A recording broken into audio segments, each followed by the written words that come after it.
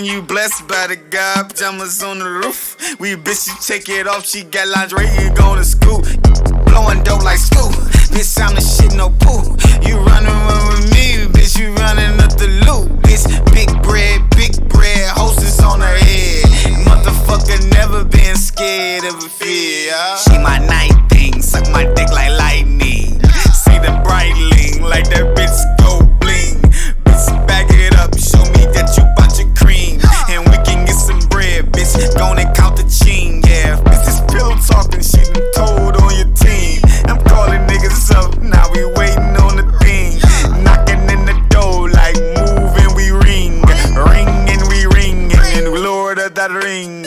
Precious, that techless, nigga, you necklace. Snatch off his necklace, your bitch talking reckless. Too much yimmy yammer, yeah, punch the safe in. Yeah, we taking, then we skating. Man, I hate man. That's why I'm with many bitches. I went in far from the get it, gets, and then the get it goes, and I'll get it. They ain't never seen him, I'll get it gone. Bitch sucking in, get it home.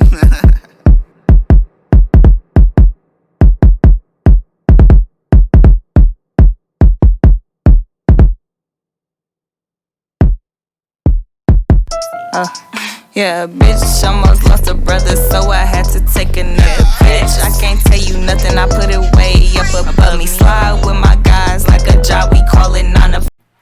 We back in here. What was we talking about? We was talking about politics and everything, heritage, lineage, and what the legacy is of Donald Trump and versus Joe Biden. Yeah, Joe Biden is not. Most Democrats gonna be like, dog was with like a white Democrat. They will see that shit like, dog was with Obama. We ate good. The economy recovered, and that's important. That's all they should need. You know what I'm saying? And he endorsing them. Yeah, and unless they allies to our movement for what people doing with the Black Lives Matter movement and how the movement like and it's separatist and separation in our community when anything like this happens. I study history, and when you study the Black Panthers and the NOI, which is Malcolm X, and where Farrakhan comes from, you study them. You study the Southern Baptist group, Dick Gregory, and different revolutionaries at the time that was probably 50, 60 years ago. Until then, it's not ancient history, you know. So you would see that it was always black people like, why are you niggas marching? It was always black people telling the Panthers, ooh, why y'all got those guns? When all that was created. This is not offense, it's defense. So lay the blame off your own people, you know. The narrative and the rhetoric of you can't keep pushing black on black crime as a thing. We was all taught it. It ain't like we all thought it was a real thing. But let you know now. If you don't know now, research the shit I'm saying too. Like this nigga just yapping. But one of Nixon aides, who was in the political world, that's me and the person that's usually like your assistant, like next to you. He said that the black on black narrative when they created it was really, and the war on crime was a war on black people. You're gonna research this shit. And if you couldn't see it through their actions, you would see it. But one thing, so that terminology, stop turning us into super thugs. Because when we say it scare white people, it scare foreigners that come to this bitch, they see it like, damn, well, black on black, think about it. We the only people that got a crime thing. Nobody else, and I know white on white crime. Like people say it all the time. Like when school shootings happen, we say, ooh, that's fucked up. When these motherfuckers go mass shooting and shooting up gay bars for no fucking reason, shooting up Vegas, we don't say, oh, these white on white crimes. As a people, as not just black people, white people, nobody gets to say that shit anymore. You see somebody, no crime needs to stop in the neighborhood that I live in and our people live in. Yeah, it needs to slow down. But that's economic. If we get more money, it's economic. Do not be a fool. What happened when niggas got money in June and July? Crimes was low as shit. Don't play. Everybody felt safe. That's why motherfuckers seen something else happen when that money slowed up. Like, what? This nigga's crazy again. Like, no, money soothes the ego. in a world that consider itself capitalist. So if motherfucker can't eat and feed their babies, you will get a lot of crime. I don't give a fuck what color they is. So economic balance and strength, and never try to down a person for saying shit like we deserve reparations. We live in a fucking country that told our peoples that they was give us at least 40 acres and a mule. They ain't there trying to hand that shit out. So yes, we're old. If your granddaddy was owed something, if your daddy was owed something because you knew him, you be like, you better give me that shit you owe my daddy because you knew it. Now that you know it, research it. I'm not just talking, you hearing this shit. It's not a meme. So research that shit, get behind it. Like even with the shit that Kamala Harris jumped up there, like, yeah, that prosecutor shit, she need to answer for that. But you know what? I bet she go around the black press and she do her black press and do get answers for that. Ask what Donnie go do and Mike Pence. They ain't touching black people. They ain't coming nowhere near no black person talking to them on camera. So when people yell, do your research, nigga, is y'all researching all this other shit I'm talking about? Yes, research her. Yes, put pressure on her to do better. But I had one person tell me that it don't matter what Donald does. It's a black guy. It don't matter what Donald does because he kind of says it anyway. You gotta watch Kamala because she's sneaky. She's sneaky. What's your thought on black women? Her shit on the floor like everybody else. It's the political world.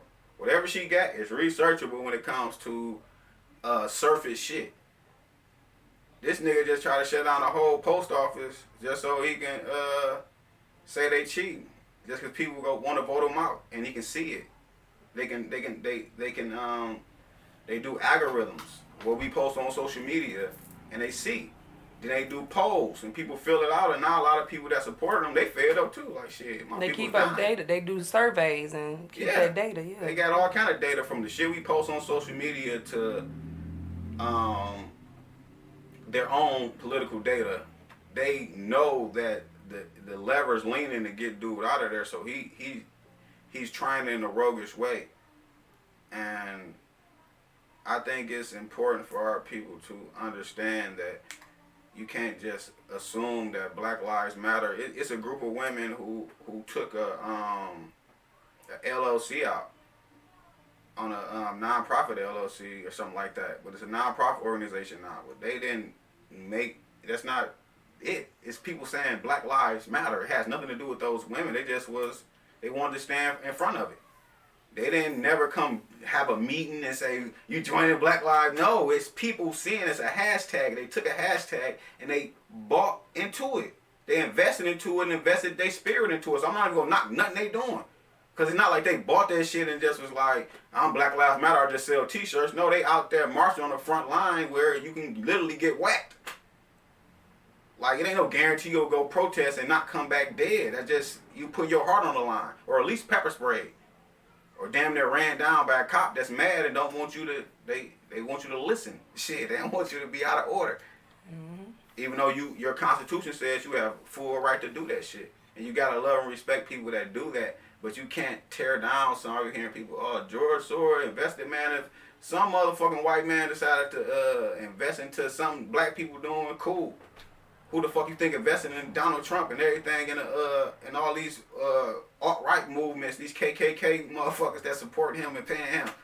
Which one you got a problem with? You know, and you can't streamline the existence of what it means to say that Black Lives Matter. It's not about supporting a group of women who started something. That's not where it came from. It came from our heart. It's been here for years. Y'all was killing our babies. We like, what? We couldn't do too much because people wasn't united to do it with us. Just reminding people like Black Lives Matter, we need to, and slowly but surely, the world stopped and slowed to a halt. So now we get to see it in slow motion that we're affected in the medical, where racism is ran rapid. They will treat you as an African American person. Our women get murdered in the fucking hospital more than I gotta say murder because come on, we got some of the best genetics scientifically. Like look up Harrietta where they get all this antibiotics from a black woman. They stole her DNA to get that. We got all that black woman dying at a tremendous rate in a hospital giving birth and simple things like that. Birth is a passing of life that some God allows to happen. And the rate, look up the rate. It's not comfortable. The fact that racism why this though? Racism caused the opioid epidemic on their own people. Because anyone's old enough to go to the hospital for a backache or headache or anything with a pain remedy, you realize that, and if you have any white friends, you'll realize that you were going to that bitch to get a big ass Motrin. They give you a big ass bottle of Motrin and be like, take these Motrin. And they get them Vicodin, they get them Percocet, they get them Oxys, because they felt they was giving them the more expensive drug to help them because they really needed help. And if you came back as a black person and said, this doesn't work, this pain is too much, they looked at you like a dope fiend, and if they dig you more, they siphoned you. So the opioid epidemic that they trying to scatter in and try to blame the black dealers, man, way before the dope man was the motherfucker company that made it. The slanger is the doctor that signed the prescription. And if they not the conflict, then you making something up. You point the finger in the wrong direction, but they caused it because they was under-treating black people because they felt like we had the best medicine and we're going to give it to our people. And they would systematically do this shit. And they caused an epidemic on the world and mostly on their people because of that version of racism where it spit back in their face. But we still had to be aware of the one that when we need to be cut open on a table where we're bleeding out, that we're making sure that we're protected in a way. Like we have that we have that power. It's either we start building our own hospitals or we demand more out of the ones we're going to. And when you vote for somebody, get on their ass. You voted for them. Man, do your research on how white people treated Obama. When after they voted for that nigga, like, hey, I voted for you, you better get this shit in line. They treat everybody like that. They are the first ones to go to the manager and be like, motherfucker, I got a problem. I'm gonna sit here all day. The littlest white woman, like, you're gonna fix this or I go to corporate. We're so used to taking bullshit, we like, man, fuck that shit, nigga, piss me off. Good, you might got a lawsuit. If anything, make sure you get what you want to get out of it. So when you vote for somebody, especially your local government, which is so fucking important, like in my city, we don't vote. So we got a white mayor. And he do everything Kwame got 30 years for. And just get more accolades. Because it's always a group of people that's going to vote that's older and they just don't, they listen to the news. They're not really online learning new shit. So let's say got somebody next to them teaching them what's and some new shit is old shit. So imagine that. When I can know more history about some things in the 60s and 70s than a person who lived it. Because they lived their life. Now it sounds crazy, but they lived their life. They didn't study the world. That's different. You can be living in a moment and be like, I remember this and I remember that, but you have that spectrum of your vision. But once you study in hindsight, it's always 2020. So knowing that is hella important. You can put pressure on the mayor once you know, the statistics that we just spoke of are the same thing that the mayor knows who voted for him.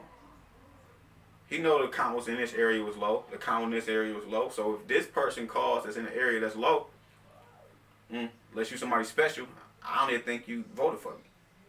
But this area, oh, Palmer Park, oh, y'all voted for me, I know that. Let's boost up this. Let's add more money. It's funds for everybody. We're one of the biggest cities in the country. And definitely one of the biggest cities in the Midwest. It's Chicago and Detroit, the biggest cities in the Midwest, actual cities. We sit on the dock of an international border. Yet our cities in disarray, is abandonment, is crime. That's by design. They take care of what's took care of. You can't sit on the international dock and not make money. We just got to get people that we can speak to and communicate with And in Black City, it's gonna be hard to have a white mayor that really understands you. It ain't even no racist shit. It's just really like it's gonna be very hard for him to actually be able to communicate with you back and forth. You will get lost. He wasn't taught your dialect. So even if he's trying to read Ebonics or got somebody next to him, it's still like having a translator. It's still it's something in between. It's an extension cord in between the plug. Instead of being able to talk directly to the people and establish true change and true wealth flow. The wealth has to flow. And Detroit's a prime example of that. The city don't take care of. The police love pulling over black people. Fix the damn roads. The roads are horrible. And that affects everything. That's the bottom line. Look how could you accumulate money? Say you're 18 to 25 and you're just getting into the world, whether you're visiting home from college or just in that collegiate world of space. You're not making much money. Okay. And now you get a pothole and I bang out your axle. Your tire fucked up. You only had one car. You only got one job. So that displaced your job. That displaced your comfort. That displaced your social aspect. Just 2 weeks before that, you got 2 tickets that was suspect. It was a rolling stop and maybe a running a yellow. You got these tickets, they're accumulated. So now you got to get this $700 worth of work on your car, a new tire, while not being able to work, while having to pay those tickets no matter what, having to get your job and having to get a car or a way to work no matter what. And you can't just say, I'm going to just go Uber then. Then how you going to save the money? Because your Uber ride is, most jobs, it's horrible. Most jobs is paying you $10 to $15. That's your Uber ride. So that's an hour worth of work. Every you got to work 2-3 hours just to pay for Uber. So you're not really saving shit. You're still losing.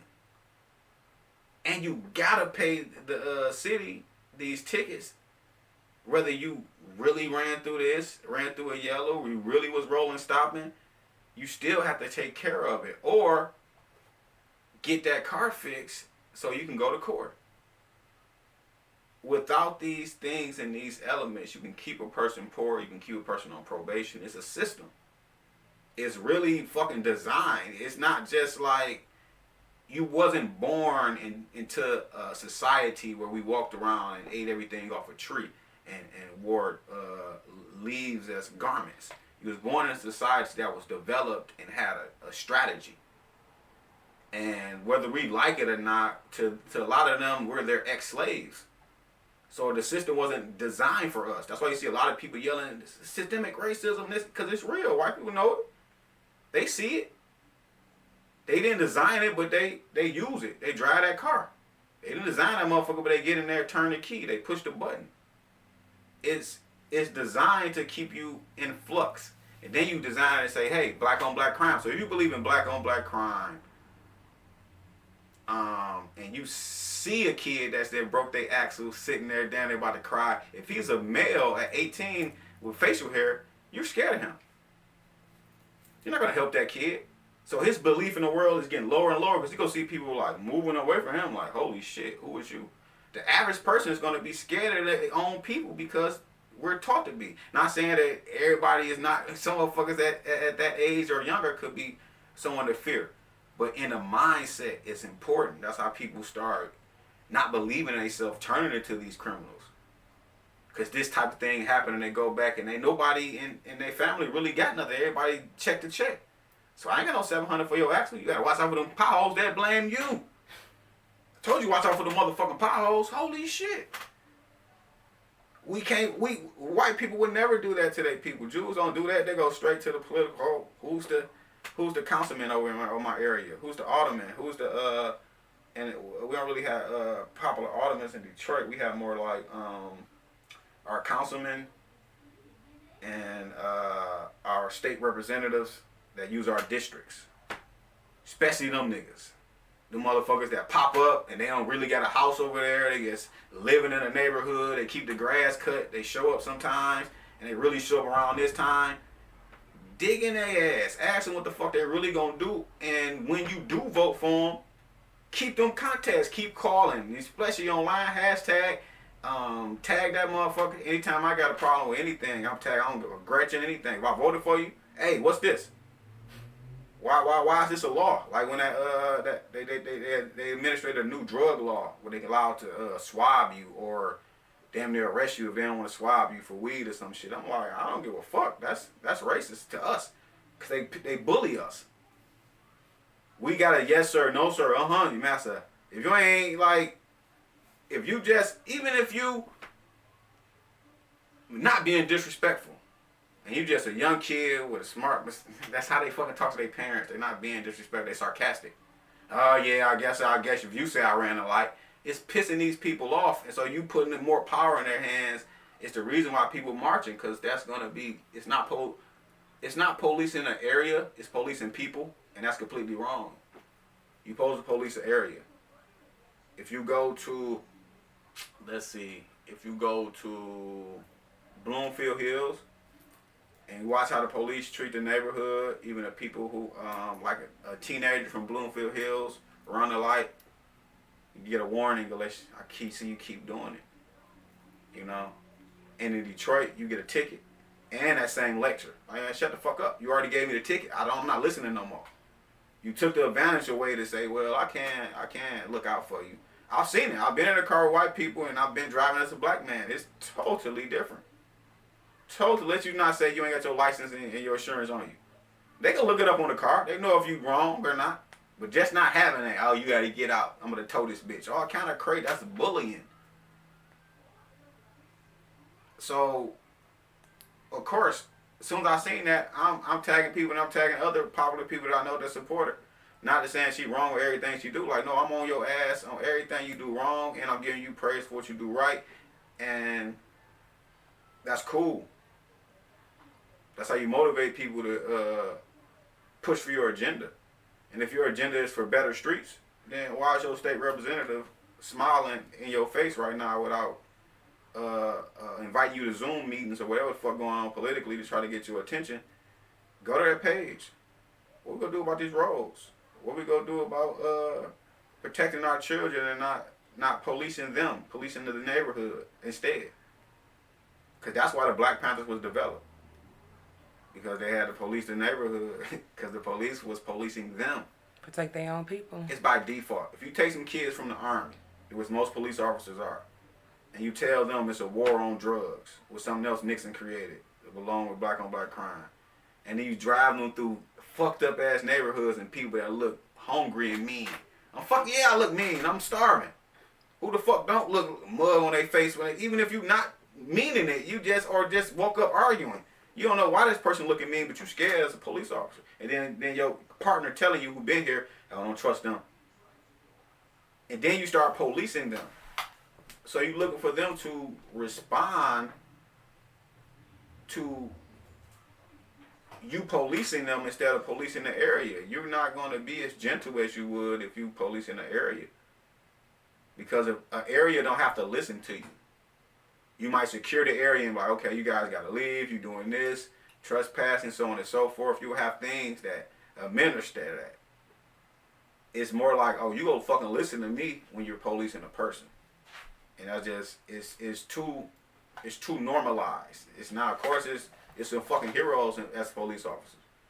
It's stupid to even think people even talking to all police. The people that's getting offended is kind of bad cops mostly. Like, leave us alone.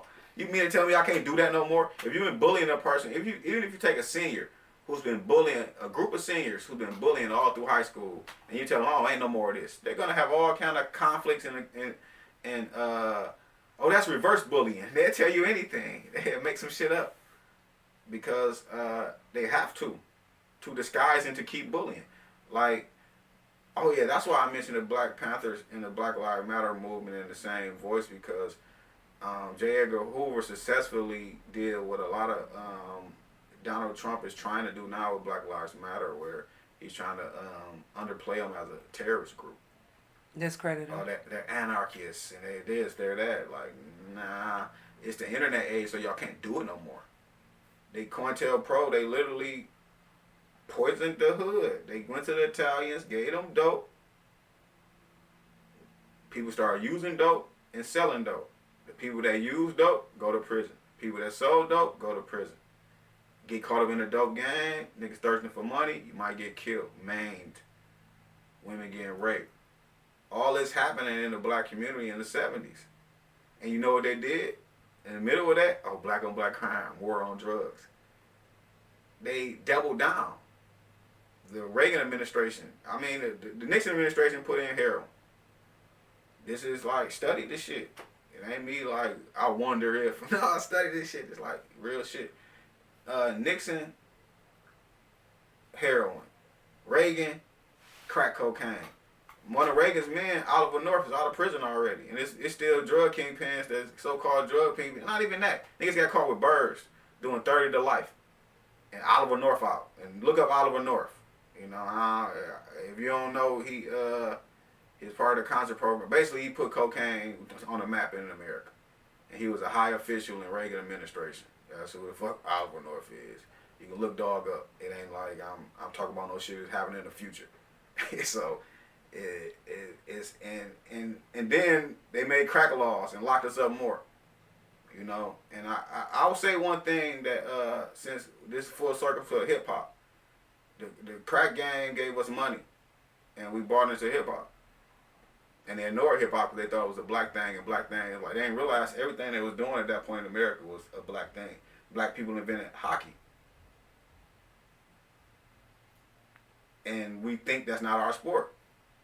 Black people invented that shit. Ex-slaves from when they took look up Central Park then. How did they get Central Park? How did America get Central Park? That big giant park. It was a neighborhood. It's a black neighborhood for ex-slaves, for the so-called abolitionists at that point, or liberals, whatever they considered themselves. And in that part of New York, where the Central Park was, is where it was a large black community, and they didn't want they didn't want them to live there anymore, you know, because they didn't have much, so it looked homely to them. And instead of helping them, like, you know what I'm saying, these people are fucking literally ex-slaves, and during slavery, our people was literally killed for learning. So this group of people, instead of passing information to them, they feared them. And then they started working. So the people in New York, like, oh, well, they'll take all our jobs. They work better than us. They had a point. These motherfuckers are our workers. So they manipulated them to taking freedom and jobs. They quote unquote guaranteed jobs. And Saskatchewan, it's like up north Canada, it's some space like that. And when they went up there, they ran into conflicts with the white Canadians up there. They're like, you're not taking our jobs, the same shit. So when they got there to working, like a third of them got jobs, and they started unions. Same reason why unions started in America and in Canada was to stop black people from working. They can control which black people got the little jobs. So it left a lot of black, strong, athletic, used to working men with nothing to do but ice around them. So they took a little black thing and they kind of created hockey with the premise of hockey. Of course, it developed into a more slightly different sport, but the premise of hockey was created with black men playing out of boredom. But we look at that shit and be like, I'm missing it because we look at shit and we don't think it like jazz and American music is all originated by black people. You can look it up in history. It's not me saying, oh, we from Egypt and all that, which our people are, but that's a different story. I'm not even gonna go there. I'm gonna go with what you can do right now that hovers around within information. And even this shit is like, it's good to know and it's great to know when a person's trying to tell you what you can and cannot accomplish. And it's the reason that I believe one of our biggest fights is privatized prisons, because that's legal slavery. Literally, put it like this, and it fucks up. It's socially fucked up on top of it, because a guy can go do 10 years, and this whole time he doing nothing wrong. And in Michigan, they got a thing called truth and sentencing, because a racist governor named Engler put it in there. It's called truth and sentencing. And look up Engler. He stole a lot of money he took a lot of money out of Michigan and went and bought islands with that motherfucker. But truth and sentences was initiated, I'm gonna say, speak on Michigan, that's where I'm from, but it happens everywhere. And say the guy did 10 years, no problems, no nothing, no good.